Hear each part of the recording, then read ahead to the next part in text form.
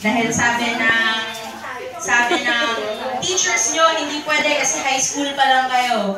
Or sabi ng church, bawal. Hindi daw, huwag muna. Hindi pa panahon. Eh, paano kung si Jesus ang nagbawal? So, yun. Ang title ng tulangan to ay Mahirap Kalaban si Papa Jesus. Dahil mahirap talaga. So, sandali lang, hinga lang ako.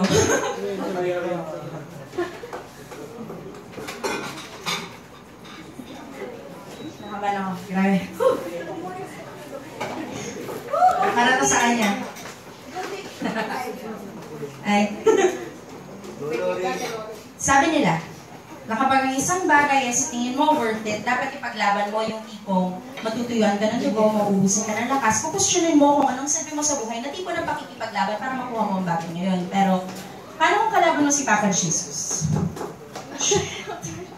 Mahirap kalaban si Papa Jesus. Kolehiyo tayo nung una nagkakagpo ang landas natin sa buhay. Valedictorian ka ng batch bago sa akin, pero dahil triple major ka, graduate ka rin kasabay ko.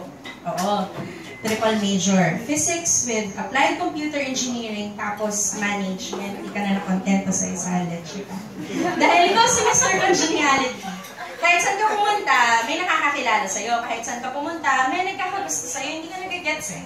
Kung bakit lahat na lang ng babae, pati na rin lalaki ay laglag panty sa'yo, hindi ka naman macho. Pero dahil soccer player ka at saka swimmer, ang hubog ng katawan mo, hindi ka naman madaldal.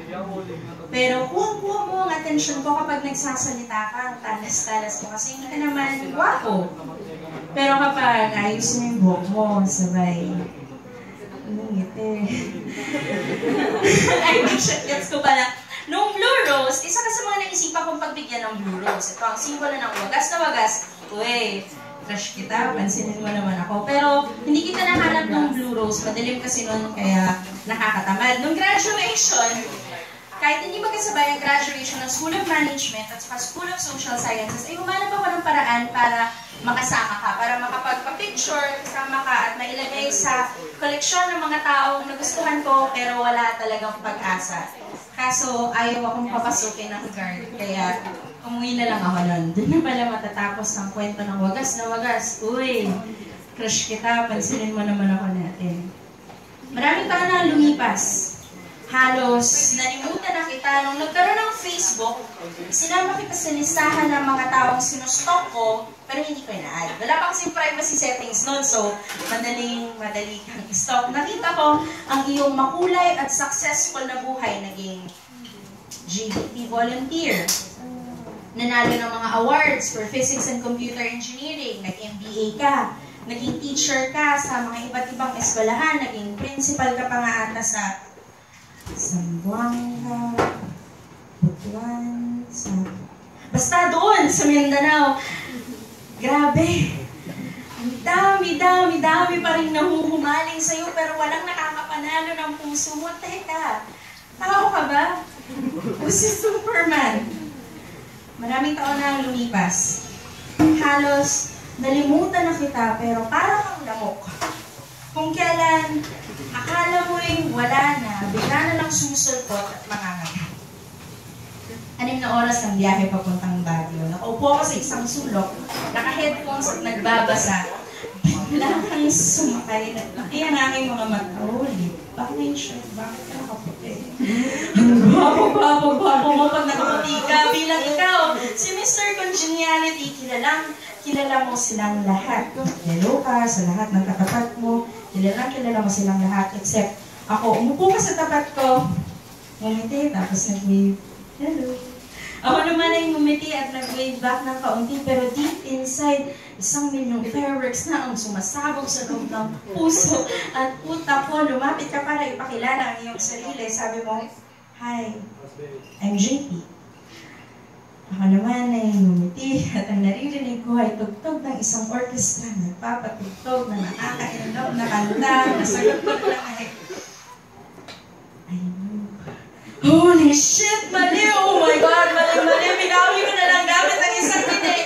At nagsabi na, hi, I'm Abby. 6 na oras ang biyahe, papuntang Baguio. Umupo ka sa tabi ko, nagkwentuhan pa tayo ng mga lahat ng bagay na nangyari ng kolehiyo at pagkatapos, grabe talaga kuya.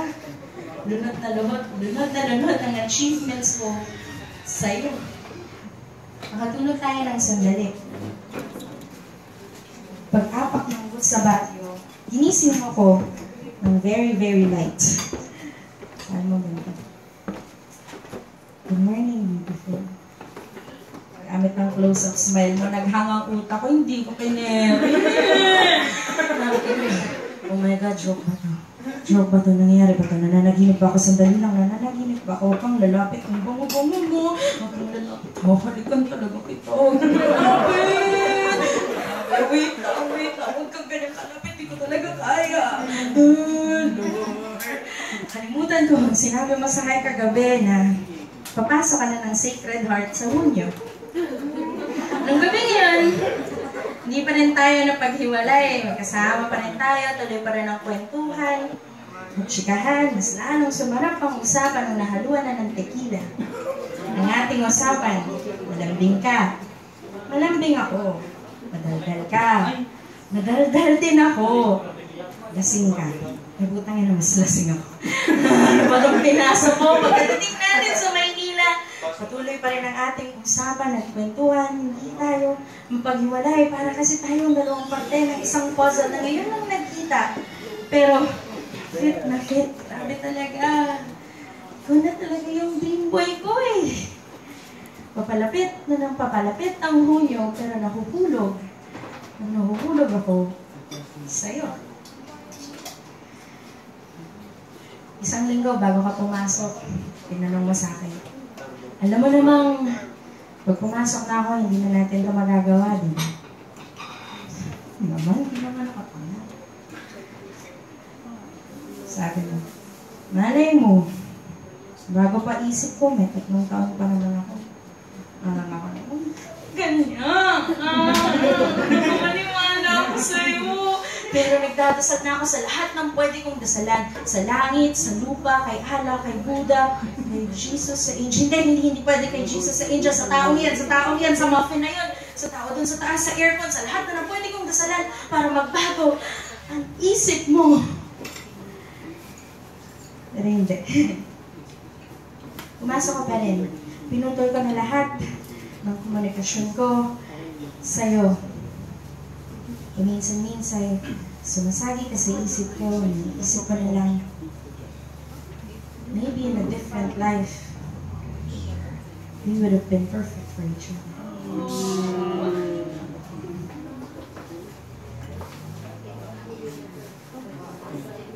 Sabi nila, na kapag ang isang bagay ay sa tingin mo, dapat ipaglaban mo. Yung tipong matutuyan ka ng dugo, maubusan ka ng lakas. Kapastyonin mo kung ano ang silbi mo sa buhay na tipo ng pakikipaglaban para makuha mo ang bagay na yun, pero paano mo kalaban mo si Papa Jesus?